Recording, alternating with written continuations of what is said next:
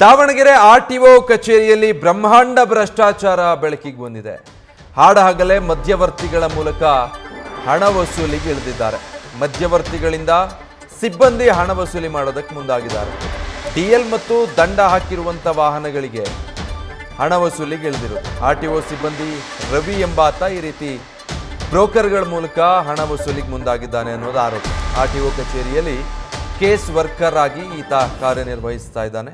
ಬ್ರೋಕರ್ಗಳನ್ನೇ ಮಧ್ಯವರ್ತಿಗಳಾಗಿಟ್ಕೊಂಡು ಮಧ್ಯಸ್ಥಿಕೆಗೆ ಬಿಟ್ಟು ಅವ್ರ ಮೂಲಕ ಲಂಚ ತಿನ್ನೋದು. ಈ ಥರ ನಾವೇ ಇಸ್ಕೊಂಡ್ಬಿಟ್ರೆ ಇನ್ನೆಲ್ಲಿ ಸಿಕ್ಕಾಕೊಂಡ್ಬಿಡ್ತೀವೋ ಅಂತ ಮಾಡ್ತಾ ಇರೋದೇ ಈ ಕೆಟ್ಟ ಕೆಲಸ. ಅದರಲ್ಲಿ ಆ ಬುದ್ಧಿವಂತಿಕೆ ಬೇರೆ, ಎಂಜಲ್ ಕಾಸು ತಿನ್ನೋದಕ್ಕೆ ಬುದ್ಧಿವಂತಿಕೆ ಬೇರೆ ಪ್ರದರ್ಶನ ಮಾಡಿದ್ದಾನೆ ಈ ಆರ್ಟಿಒ ಅಧಿಕಾರಿ ರವಿ ಎಂಬಾತ. ಬ್ರೋಕರ್ಗಳ ಮೂಲಕ ಲಂಚಕ್ಕೆ ಬೇಡಿಕೆ ಇಡೋದು. ಡೀಟೇಲ್ಸ್ ಕೊಡ್ತಾರೆ ಈ ಬಗ್ಗೆ ನಮ್ಮ ಪ್ರತಿನಿಧಿ ಮಹಾದೇವ್. ಈಗ ತಾನು ಇಸ್ಕೊಂಡ್ರೆ ಇನ್ನೆಲ್ಲಿ ಸಿಕ್ಕಾಕೊಳ್ತೀನಿ ಅಂತ ಈತ ಈ ಕೆಲಸಗಳಿಗೆ ಬ್ರೋಕರ್ನ ಇಟ್ಕೊಂಡಿರೋದ, ಮತ್ತೆ ಬಹಳ ರಾಜಾರೋಷವಾಗಿ ನಡೀತಾ ಇರೋ ಹಾಗಿದೆ. ಯಾರ ಗಮನಕ್ಕೂ ಬಂದಿಲ್ವಾ ಈ ಭ್ರಷ್ಟಾಚಾರ? ವಿಜಯ್, ಏನು ದಾವಣಗೆರೆ ಆರ್ಟಿಒ ಆಫೀಸ್ ಈಗ ಭ್ರಷ್ಟಾಚಾರದ ಕೂಪವಾಗ್ತಾ ಇದೆ ಅಂತ ಹೇಳಿ ಒಂದು ಅನುಮಾನ ಮೂಡ್ತಾ ಇದೆ. ಕಾರಣ ಏನಂತಂದರೆ, ಕಳೆದ ಒಂದು ವಾರದ ಹಿಂದಷ್ಟೇ ಈ ಬಗ್ಗೆ ಒಂದು ಪ್ರತಿಭಟನೆಯನ್ನು ಮಾಡಲಾಗಿತ್ತು.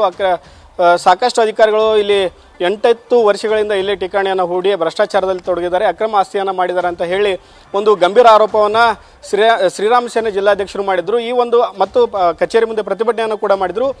ಇದು ಹಸಿಯಾಗಿರುವಾಗಲೇ ಮತ್ತೆ ಹಾಡಾಗಲೇ ಈಗ ಲಂಚವನ್ನು ಪಡೆದಿರುವಂಥ ಒಂದು ವಿಡಿಯೋ ಈಗ ವೈರಲ್ ಆಗಿರುವಂಥದ್ದು. ಏನು ಆರ್ಟಿಒ ಕಚೇರಿಯಲ್ಲಿ ಸೂಪರಿಂಟೆಂಡೆಂಟ್ ಆಗಿ ಕೆಲಸ ಮಾಡ್ತಿದ್ದಂಥ ರವಿ ಅನ್ನೋರು ಮಧ್ಯವರ್ತಿಗಳ ಮೂಲಕ ಹಣವನ್ನು ವಸೂಲಿ ಮಾಡುವಂಥ ಕೆಲಸವನ್ನು ಮಾಡಿದ್ದಾರೆ ಅಂತ ಹೇಳಿ ಒಂದು ಗಂಭೀರ ಆರೋಪವನ್ನು ಮಾಡಿ ಕೆಲವೊಂದಿಷ್ಟು ಸೋಷಿಯಲ್ ಮೀಡಿಯಾದಲ್ಲಿ ವಿಡಿಯೋವನ್ನು ಮಾಡಿ ಹರಿಬಿಡಲಾಗಿತ್ತು.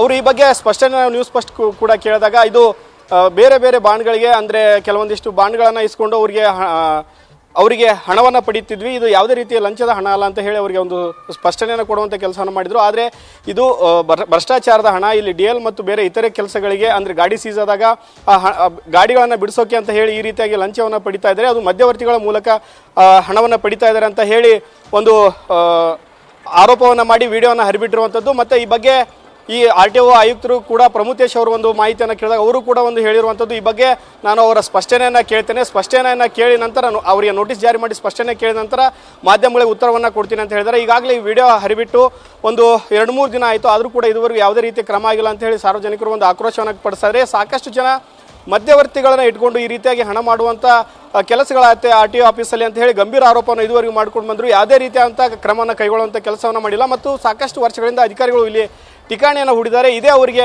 ಹಣವನ್ನು ಮಾಡೋಕ್ಕೆ ಪ್ರಮುಖ ದಾರಿಯಾಗಿದೆ ಅಂತ ಹೇಳಿ ಒಂದು ಆರೋಪವನ್ನು ಮಾಡ್ತಾ ಇರುವಂಥದ್ದು. ಇನ್ನಾದರೂ ಮೇಲಧಿಕಾರಿಗಳು ಈ ಬಗ್ಗೆ ಗಂಭೀರವಾಗಿ ಗಮನ ಹರಿಸಿ ಈ ಬಗ್ಗೆ ಒಂದು ಸೂಕ್ತವಾದ ತನಿಖೆ ನಡೆಸಬೇಕು. ಇದು ಹಣವನ್ನು ಯಾವುದಕ್ಕೆ ಪಡಿತಾ ಇದ್ರು? ಯಾಕಂದರೆ ಆರ್ಟಿಒ ಕಚೇರಿಯಲ್ಲಿ ಚಲನ್ಗಳ ಮೂಲಕ ಹಣವನ್ನು ಕಟ್ಟಿ ಏನೇ ಇದ್ರೂ ಕೆಲಸಗಳನ್ನು ಮಾಡಬೇಕು. ಆದರೆ ಈ ರೀತಿಯಾಗಿ ಬಹಂಡಾಗಿ ಹಣವನ್ನು ಪಡೆದಿರೋದು ಇದು ಭ್ರಷ್ಟಾಚಾರದ ಹಣ ಅಂತ ಹೇಳಿ ಸಾರ್ವಜನಿಕರು ಒಂದು ಆರೋಪವನ್ನು ಮಾಡಿ ಈ ರೀತಿ ವಿಡಿಯೋನ ಹರಿಬಿಟ್ಟಿರುವಂಥದ್ದು. ಇನ್ನಾದರೂ ಮೇಲಧಿಕಾರಿಗಳು ಸೂಕ್ತ ತನಿಖೆಯನ್ನು ನಡೆಸಿ ಈ ಬಗ್ಗೆ ಯಾರು ತಪ್ಪಿತಸ್ಥರೋ ಅವ್ರ ವಿರುದ್ಧ ಕಾನೂನು ರೀತಿ ಕ್ರಮ ಕೈಗೊಳ್ಳಬೇಕಾಗಿದೆ. Vijay, thank you Mahadev.